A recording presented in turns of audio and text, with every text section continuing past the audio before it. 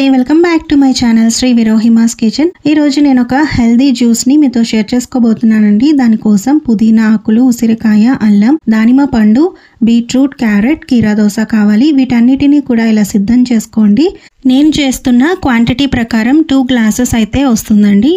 ఇక్కడ ఒక 2 ఉసిరికాయలని ఇలా లోపల సీడ్ తీసేసి చిన్న ముక్కలుగా కట్ చేసుకొని మిక్సీ జార్లో వేసుకోండి। అలానే నేను అన్నిటినీ కూడా హాఫ్ కప్ తీసుకుంటున్నాను।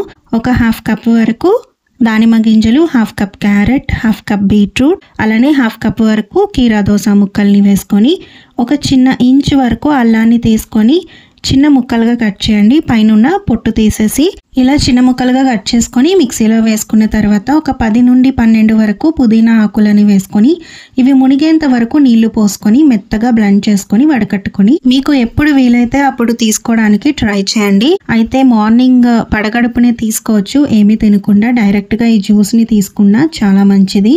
లేదు అనంటే బ్రేక్ఫాస్ట్కి, లంచ్కి మధ్యలో తీసుకోండి, లేదు ఈవినింగ్ తీసుకోవచ్చు, లేదా పడుకోబోయే ముందైనా ఒక చిన్న గ్లాస్ తాగేసి పడుకున్నా చాలా బాగుంటుంది।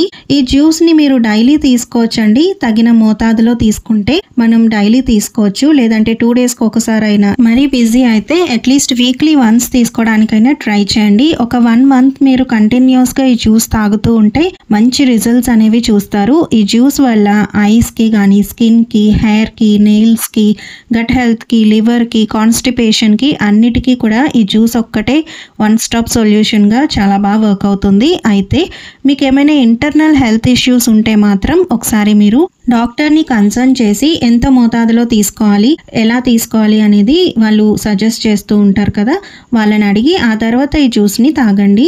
ఇంటర్నల్ హెల్త్ ఇష్యూస్ వల్ల అందరికీ అన్నీ పడవు కాబట్టి ఈ సజెషన్ని తప్పకుండా ఫాలో అవ్వండి। ఈ వీడియో మీకు నచ్చితే లైక్ చేసి, షేర్ చేసి మరిన్ని రెసిపీస్ కోసం శ్రీ విరోహిమాస్ కిచెన్ ఛానల్ని సబ్స్క్రైబ్ చేసుకోండి। Thanks for watching, bye, take care.